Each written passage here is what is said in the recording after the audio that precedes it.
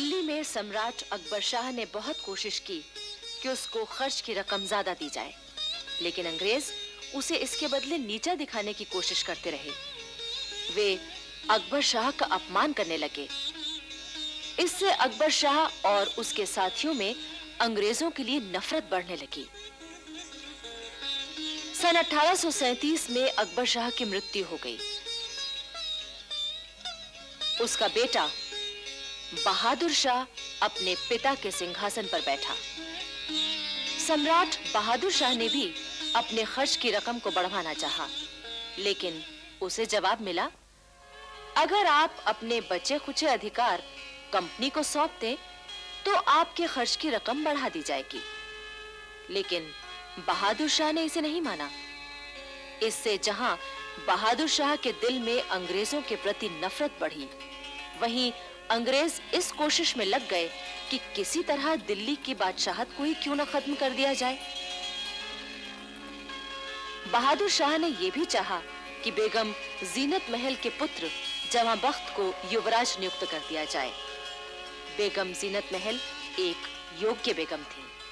उनमें संगठन शक्ति बड़ी जबरदस्त थी, इसलिए अंग्रेज उनसे घबराते थे और उनकी कोई बात मानने के लिए तैयार न थे। जाहिर है कि बेगम जीनत महल के शहजादे जवां बख्त को वो कैसे युवराज बनने देते।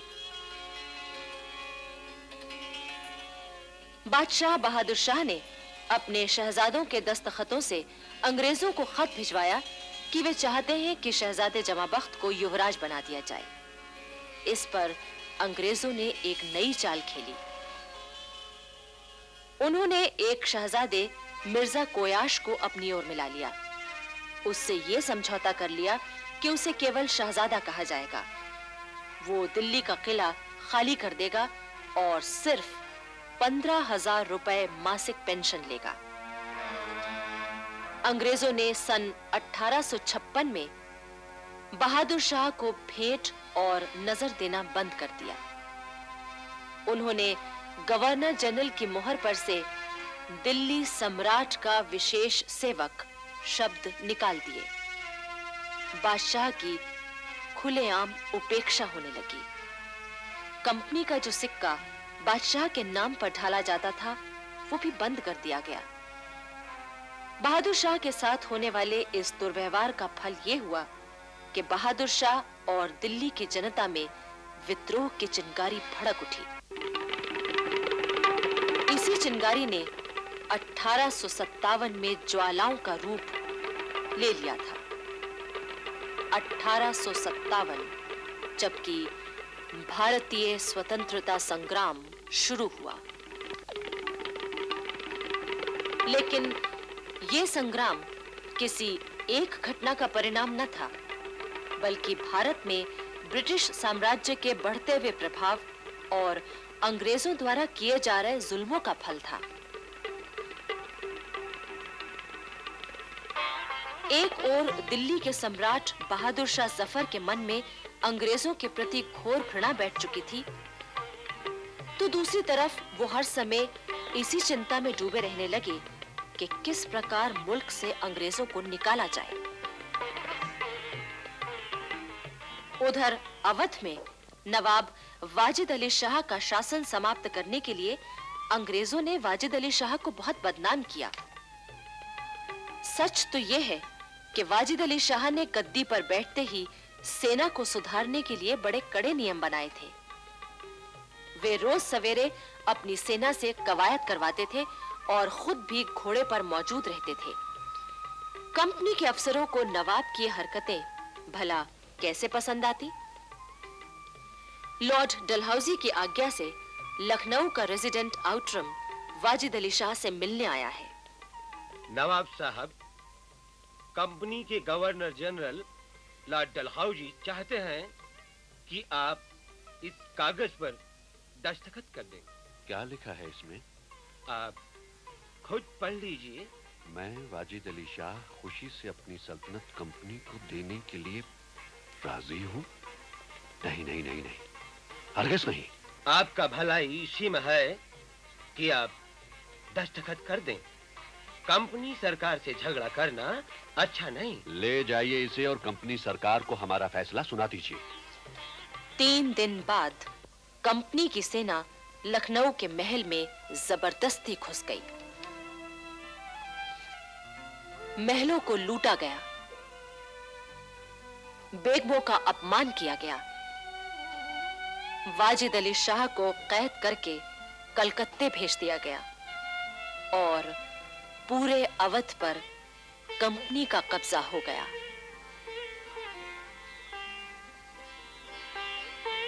लॉर्ड डलहौजी की अपहरण नीति ने भी 1857 की क्रांति के बीज बोए थे।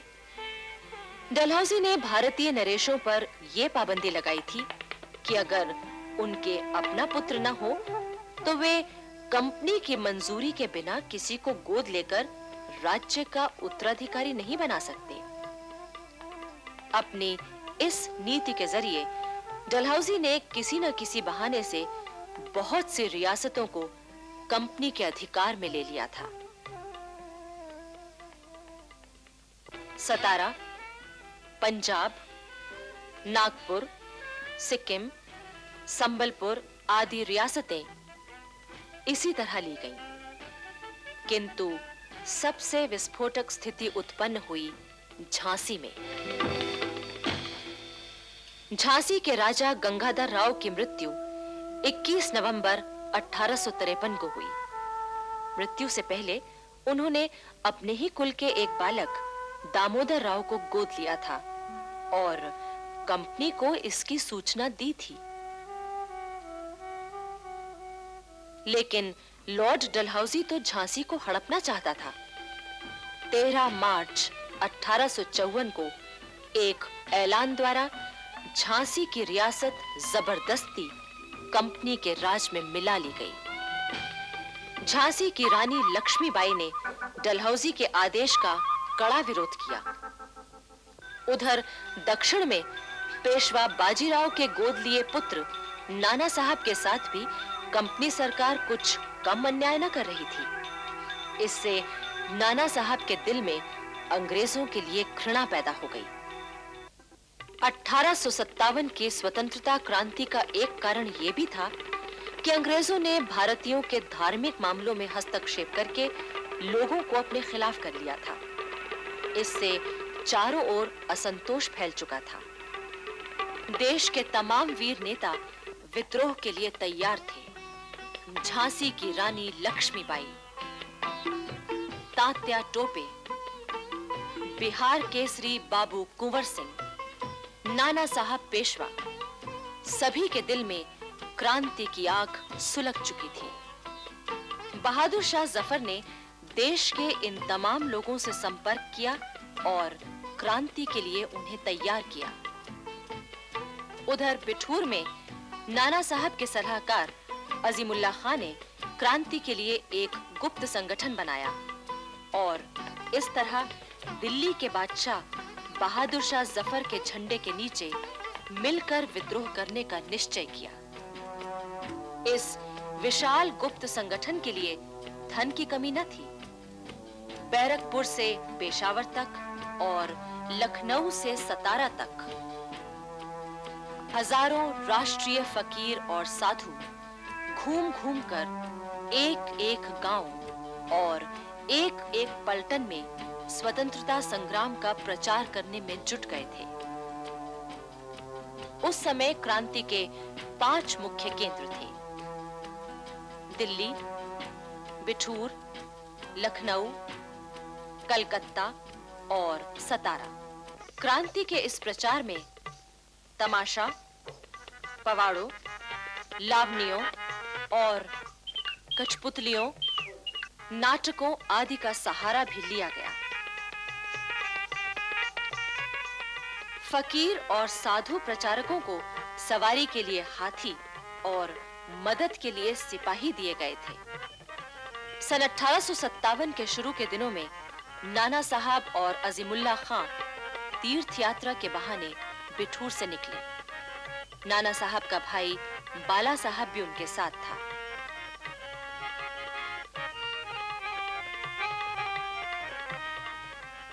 सबसे पहले ये लोग दिल्ली पहुंचे।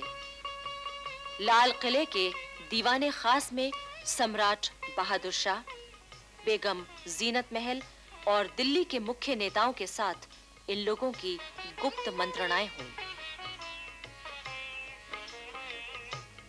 इसके बाद नाना साहब अंबाला, लखनऊ, कालपी होते हुए बिठूर पहुंचे। सन 1857 की क्रांति के लिए नेताओं ने अपने संगठन के 2 मुख्य चिन्ह तय किए थे, कमल का फूल और रोटी।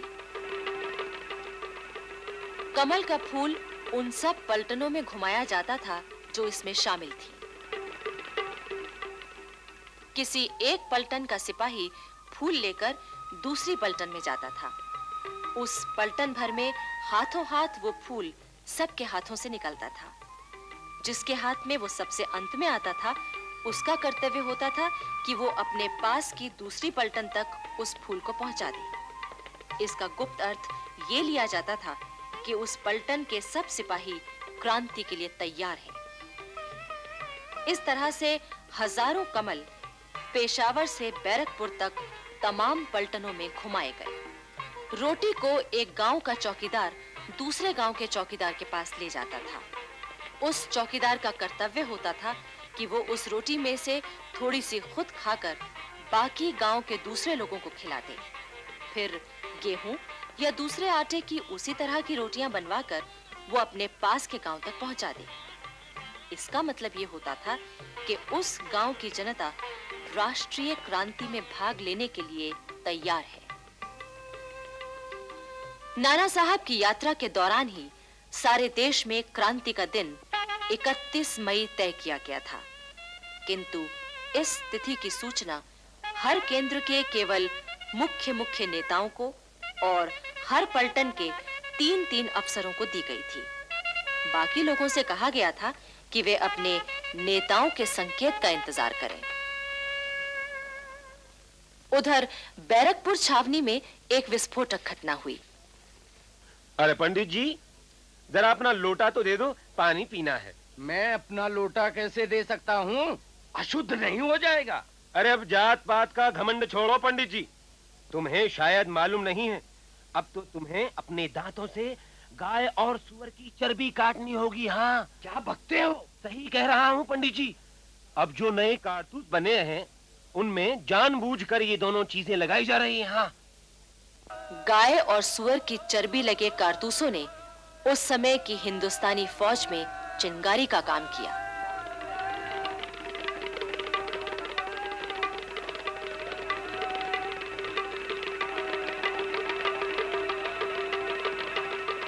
फरवरी 1857 में बैरकपुर छावनी के 19 नंबर पलटन के सिपाहियों को नए कारतूस दिए गए।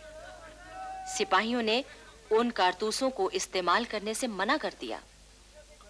19 नंबर पलटन में एक सिपाही था, मंगल पांडे।